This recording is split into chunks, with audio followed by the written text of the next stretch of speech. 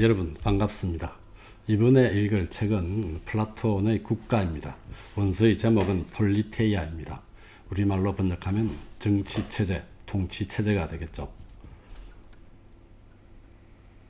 이야기 진행 순서는 철학이나 문학, 정치학을 전공하지 않은 사람이 이 책을 읽은 경험입니다. 어떻게 읽을 것인가, 그리고 읽은 국가, 그 다음 책을 읽은 후의 느낌에 대해서 말씀드리겠습니다. 다음으로 번역본입니다. 상당히 많은 책들이 나와 있습니다. 대부분 일어나 영어로 번역한 책을 다시 번역한 중력인 경우가 많습니다. 그런 점에서 다음 두 책을 추천할 수 있겠습니다. 박종현 선생님의 국가, 정체, 서강사에서 출판했습니다. 이분은 철학을 전공하셨습니다. 그래서 그런지 책의 내용이 조금 딱딱합니다. 다른 하나는 천뱅이 선생님이 번역한 국가, 숲출판사에서 출판했습니다. 이분은 문학을 전공하셨습니다.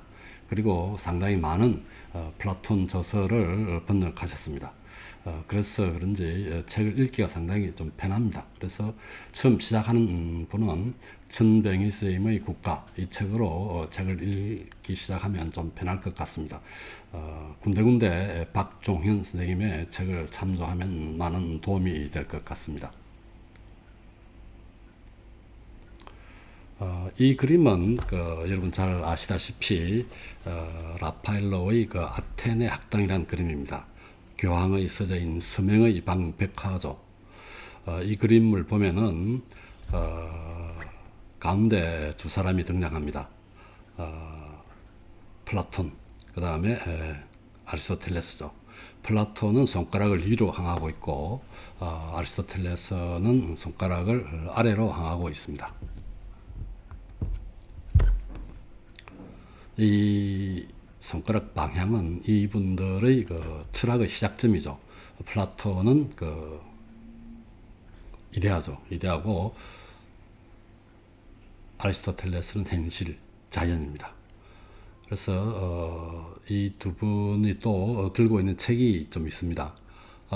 플라톤은 티마이오스라는 우주론 책을 들고 있고요. 아리스토텔레스는 윤리학 책을 들고 있습니다. 이분의 대표적인 저서라 볼 수 있겠죠. 만약 이 그림이 19세기 이후에 그려졌다면 플라톤은 아마 국가를 들고 있었을 것이라고 얘기하는 사람도 있습니다. 그리고 이 그림의 상단 지금 좀 잘려 있습니다만 양측을 보게 되면은 왼쪽에 아폴론, 로마식 표현하면은 아폴로죠. 아폴로 조각상과 오른쪽에는 아테네, 로마식 표현은 미네르마입니다. 조각상이 있습니다. 이것은 각각 예술과 지혜를 상징한다고 볼 수 있겠습니다. 이 54명의 철학자, 수학자, 신학자, 예술가가 나오는데요. 여기 보면 왼쪽으로 잠깐 보면은 왼쪽이죠. 소크라테스가 보입니다. 소크라테스 앞에 알키비아데스, 그 다음에 알렉산드로스가 있죠. 그 다음에 약간 밑줄로 내려오면 왼쪽에 터번을 쓰고 기둥 위에서 책을 올려놓고 보는 사람이 있습니다. 이 사람이 에피쿠로스입니다. 에피쿠로스고요. 그 다음에 에피쿠로스 바로 오른쪽에 고개를 빼딱하게 숙이고 있는 사람이 아베로에스입니다. 이슬람 신학자인데요. 아리스토텔레스의 철학을 중세 유럽에 전달한 그런 철학자입니다. 철학자이면서 신학자죠. 그 다음 바로 밑에 피타고라스가 책을 보고 있습니다. 그 다음에 중간쯤 오면 계단에 걸터 앉아 있는 분이 있죠. 이분이 디에게네스입니다. 겐유학파죠. 그 다음에 그분 바로 약간 왼쪽 편에 보면은 책을 고이고 있는 사람이 있습니다. 이분은 헤라클레이토스입니다. 이분은 만물의 근원이 불이라고 주장하신 분입니다. Everything change except change itself. 모든 것은 변한다고 그러죠. 똑같은 강물에 발을 두 번 담글 수 없다라고 얘기하죠. 이분의 얼굴은 미켈란젤로입니다. 원래 이 라파엘로는 미켈란젤로를 별로 좋아하지 않았죠. 두 사람의 사이는 안 좋았습니다. 그런데 라파엘로가 미켈란젤로를 그림에 이 사람의 얼굴을 그림에 등장시킬 생각이 없었겠죠. 그러나 거의 같은 시기에 그려진 그 천장백화를 보고 미켈란젤로의 작품이죠. 감동해서 미켈란젤로 얼굴을 그려 넣었다는 그런 썰이 있습니다. 그 다음에 오른쪽 그 부분에 보면은 점잖게 서 있는 분이 있습니다. 제일 오른쪽 이쪽에 아테네의 신상 바로 밑에 이 분이 플로티누스입니다. 신플라톤주의 학자의 대표적인 학자죠. 그 다음에 그 밑 바로 아래 청구를 들고 있는 흰 옷 입은 사람이 있죠. 이분이 조로아스터교를 창시한 조로아스터고요. 그 다음에 바로 그 옆에 약간 이쁘게 생긴 청년이 있습니다. 이분은 BC 4세기죠. 후반에 그리스 화가 아펠레스라는 사람인데 얼굴은 라파엘로 얼굴입니다. 본인의 얼굴이 들어가 있죠.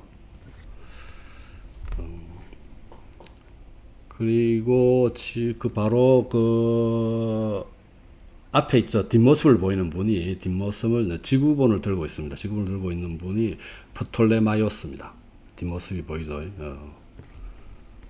천문학자입니다. 그 다음에 엎드려서 땅에 뭘 그리고 있는 분이 유클리드입니다. 그리고 여성이 유일하게 한 분이 나와 있죠. 왼쪽 중간점 있습니다. 히파티아랍니다. 5세기경 알렉산드리아에서 활동한 철학자, 수학자입니다. 이분은 이단으로 몰려서 참사를 당했는데요. 이분이 한 말 중 유명한 말이 나는 진리와 결혼했다. 뭐 이런 말을 했죠. 이 사람은 라파엘로의 연인입니다. 라파엘로는 상당히 인기가 많았는데요. 이 연인은 좀 가난한 빵집의 딸이었다고 그래요. 이분의 얼굴이 나와 있습니다. 제가 이 그림을 소개한 이유는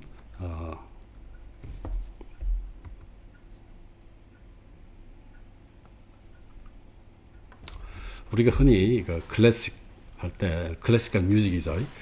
클래식 할 때 이런 말을 합니다. 클래식 아는 만큼 들린다. 방금 이 그림을 보고 그림 아는 만큼 보인다라고 했습니다. 그냥 이 그림을 보고 이렇게 또 저보다 또 더 많이 어떤 내용을 알아낼 수도 있습니다. 또 하나 신기한 것은요, 근래에 발표된 얘기인데요. 여기 보면 제일 왼쪽 위에 보면은 이 사람 모델이라고 그러는 것 같은데요. 제일 왼쪽이 두 번째 사람입니다. 빨간 모자를 쓰고 있는데 그 목을 잠깐 보면은요, 김이쌤 이하선 종량을 앓고 있었다라고 되어 있습니다. 근래에 어느 신문에 보니까 이런 그 얘기를 주장한 그런 의사죠. 의사의 그 논문이 실린 것을 본 적이 있습니다.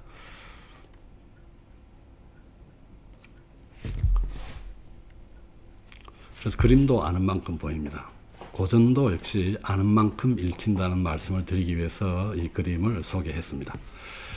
고전 아는 만큼 읽힌다. 그래서 가장 필요한 것은 체계적인 독서입니다. 물론 2차 문헌을 보고 원래 원전을 읽는 방법도 있겠지만 일일이 2차 문헌을 찾아보기가 또 쉽지 않을 겁니다. 그래서 체계적인 독서가 필요하다는 거죠.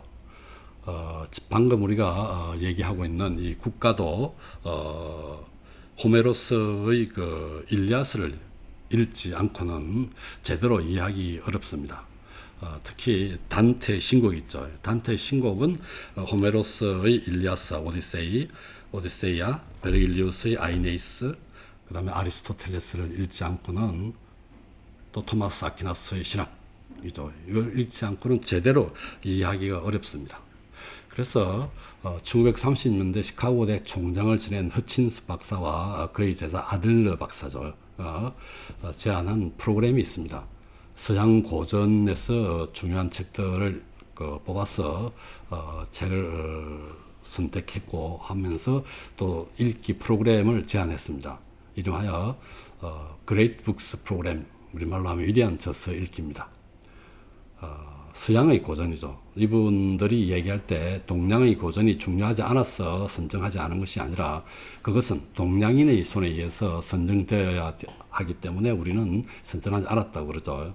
이 책들 중에서 자연과학에 관련된 책들을 배제하고 한국 실정에 맞게끔 이 프로그램을 기반으로 해서 만들어서 한국에서 운영하고 있는 분이 계십니다. 계명대학교 교수를 지냈던 신덕열 교수입니다. 십몇 년 전에 은퇴하셨죠. 이분이 30년 지난 1991년부터 파이데이아 아카데미아를 개설하셔서 지금까지 전국적으로 이 집 운영해 오고 있습니다. 여기에 보면은 12년 프로그램으로 되어 있습니다. 그래서 관심이 있는 분은 제가 설명하는 것보다는 인터넷을 통해서 파이데이아 아카데미아를 찾아보시기 바랍니다. 여기서 일단 끊어보겠습니다. 여러분 감사합니다.